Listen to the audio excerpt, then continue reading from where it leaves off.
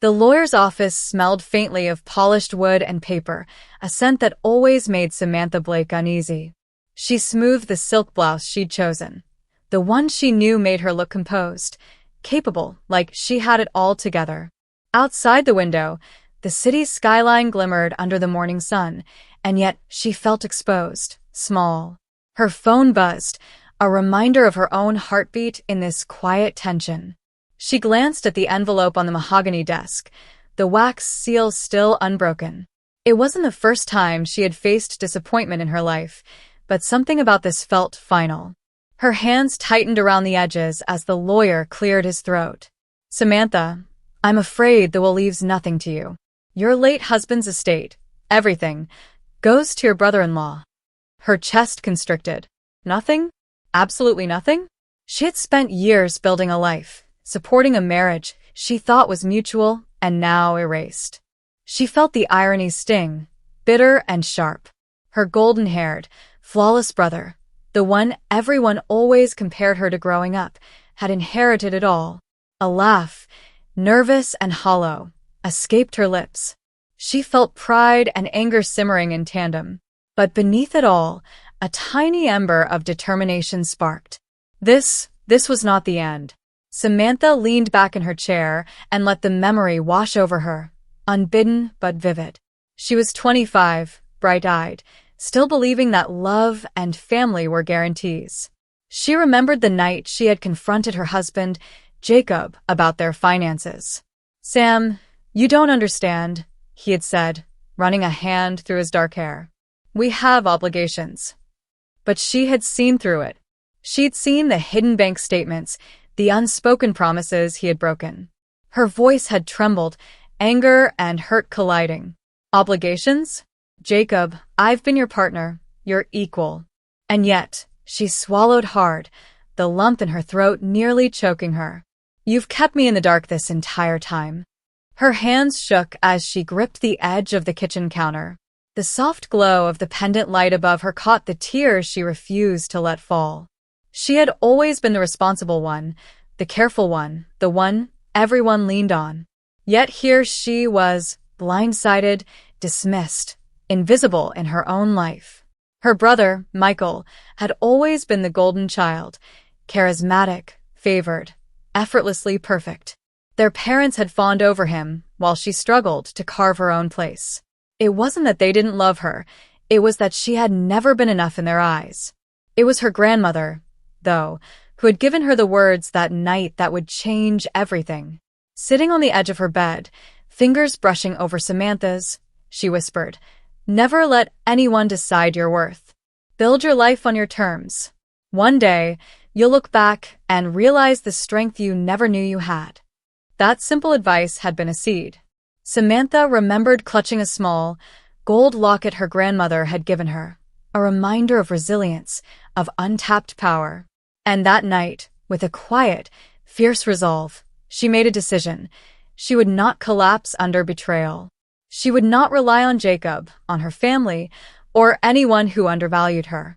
She would stand alone, and she would rise. She packed her things the next day, taking only what she could carry, and left behind the life that had tried to define her. Fear prickled at her every step, but beneath it, a flicker of hope glimmered. The world was hers to claim, and she was done waiting for permission. Samantha's first apartment after leaving Jacob was small, almost laughably modest compared to the life she had lost. The paint was peeling in corners, and the carpet had stubborn stains, but it was hers. For the first time, she felt the pulse of autonomy beneath her fingertips. She worked odd jobs at first, barely making ends meet, and each night returned home exhausted, yet unbroken. It was during one of those late nights that she met Marlene Hughes, a seasoned attorney who saw potential where Samantha saw only struggle. Marlene had a sharp gaze, a no-nonsense attitude, and a kindness that didn't feel pitying. "You've got fire, Samantha," she said over coffee one evening. "Most women in your position would crumble. You've got a backbone. Use it." Marlene became her mentor, guiding her through the labyrinth of law firms and investment opportunities. Samantha learned quickly: contracts, negotiations, strategy. all things she had never dared to explore in her sheltered past. There were nights she cried in the shower, exhausted from failure, from the weight of learning everything from scratch. But each morning, she returned to the grind with stubborn determination, fueled by the memory of betrayal and the glimmer of something bigger. Her first breakthrough came unexpectedly. A small client, desperate and undervalued, took a chance on Samantha. She poured herself into the case, every hour of research, every meeting, every call, until the client's success became her first victory. That small win was electric. It validated her in ways she hadn't allowed herself to imagine. Then came the next victories.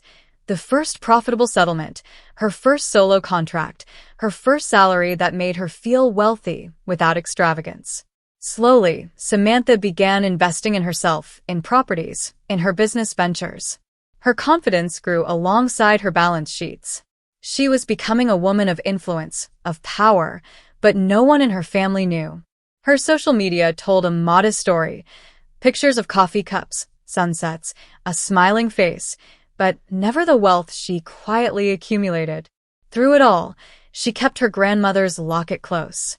In moments of doubt, she'd touch it, feeling the reassurance of her mentor's words and the strength of generations behind her. Her independence wasn't just financial, it was emotional, spiritual, and fiercely personal. By the time she walked into the lawyer's office years later, Samantha was a powerhouse in her field, an accomplished, self-made woman with no debts owed to anyone who had doubted her. She had built everything herself, quietly, meticulously, and with a relentless grace that left no space for pity or excuse. She was ready, not for revenge, but for recognition, for justice, and, above all, for her own triumph. The day Michael and his wife, Claire, arrived at Samantha's office, she had already prepared herself, not just mentally, but physically. Her office was a reflection of her journey. Sleek mahogany desks, modern abstract paintings, floor-to-ceiling windows overlooking the city, and subtle touches of warmth. Family photos she actually cherished, a small vase of fresh lilies, and the gold locket from her grandmother resting gently on her desk. They had expected something different. She could almost see it in the way Michael's eyes widened the moment he stepped in. He had envisioned her as struggling, disheveled, perhaps bitter but broken. Instead, he saw a woman in a tailored navy suit, hair perfectly styled, eyes sharp and calm. She looked untouchable. "Sam," Michael started, his voice hesitant, unsure. We didn't expect." She raised a hand, silencing him. "Please take a seat," she said softly, almost conversationally. Her voice, even, carried a strength that made it impossible to interrupt.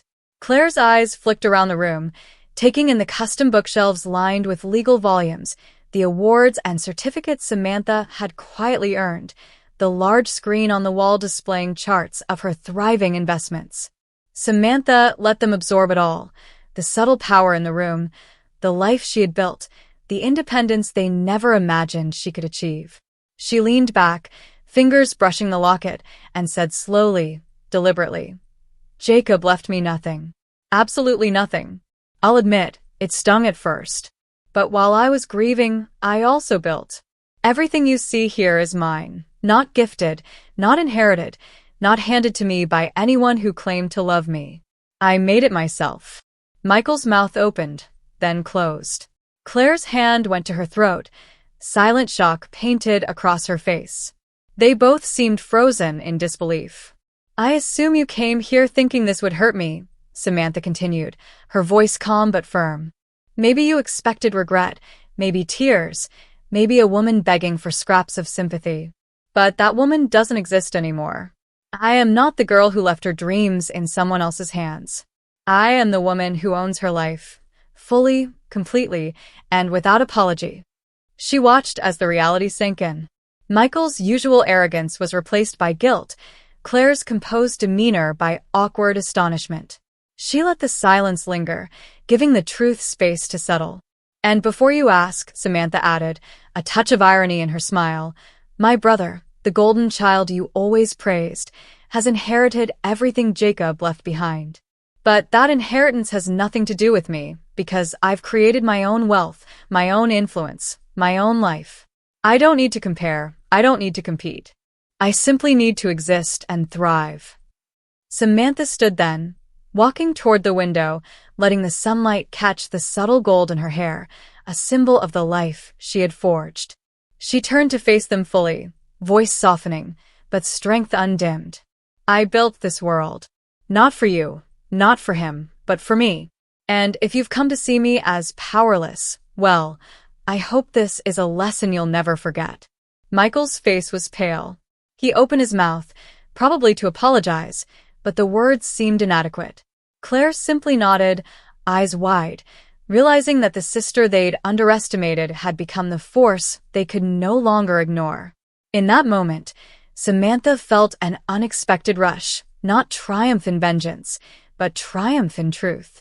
She had been wronged, yes, but she had transformed that pain into power, and no one, not Jacob, not Michael, not anyone, could take it from her. Samantha let the silence stretch for a moment, letting Michael and Claire fully grasp the weight of her presence. She didn't raise her voice. She didn't have to. The room itself, meticulously curated, spoke of authority and accomplishment. Finally, she spoke, each word deliberate, each sentence carrying the gravity of someone who had reclaimed her life. I'm willing to help, she began, her tone measured but firm, but on my terms. And trust me, these are non-negotiable. Michael swallowed, his usual smugness nowhere to be found. Samantha continued, eyes steady on him. You have to confront your own choices. Stop hiding behind charm and luck. Take responsibility for your mistakes and pursue something meaningful with your life, not whatever path leaves you comfortable while others do all the work. Claire, still shaking slightly, met her gaze. And you? Samantha said softly, almost kindly. You've been complicit in judgment, in comparison, in undermining me without realizing it. I won't forgive ignorance easily, but I will support growth. You must step into your own independence, find your own strength, and learn to respect boundaries. Samantha walked slowly around her office, letting her words sink in as she moved. I will help you, she said, voice calm but unwavering, because I care about the family we have left. But there will be no shortcuts. No excuses. No returning to old patterns. If you want anything from me, you must commit to change, to accountability, to honesty. She stopped at her desk, picking up the gold locket her grandmother had given her years ago. Holding it out, she let the light catch it. This isn't just jewelry, she said softly. It's a reminder that strength comes from within, that we are accountable for our own lives, and that we don't need to wait for anyone else to validate us. Michael and Claire both nodded, faces a mixture of shame and awe. Samantha felt a flicker of hope that perhaps they could change, not to please her, but to finally claim lives of their own, unshadowed by entitlement or comparison. And one last thing, Samantha added, tone softening but resolute. My support doesn't mean submission. If you choose to act in bad faith, if you try to manipulate, or if you revert to old habits, I walk away. Permanently. I've fought too hard, come too far, to let anyone jeopardize what I've built. But if you commit to this, really commit, then there's a path forward together. She let her words settle, then leaned back in her chair. There was a quiet power in the room now, a shift that could be felt in the air. No one spoke for a moment, each of them processing that Samantha Blake, the woman they had underestimated, was now the one setting the terms. And yet, there was compassion in her strength, a willingness to guide, without compromising herself. She realized then that real power wasn't about revenge or dominance. It was about choosing the conditions under which you allowed others into your life. She had the upper hand, yes, but she wielded it not with anger, but with wisdom, care, and unshakable self-respect. Weeks passed after the confrontation, and Samantha watched quietly as Michael and Claire began to navigate the boundaries she had set. Michael enrolled in a professional course, dedicating himself to a project he had long ignored, while Claire pursued a career opportunity that challenged her in ways she had never dared before. They stumbled, of course, Old habits die slowly, but the effort, the sincerity, was real. Samantha felt a quiet satisfaction, not from triumph over them, but from witnessing growth. The irony was not lost on her. The same people who had once overshadowed her were now taking their first authentic steps toward independence, inspired not by guilt, but by her unwavering example.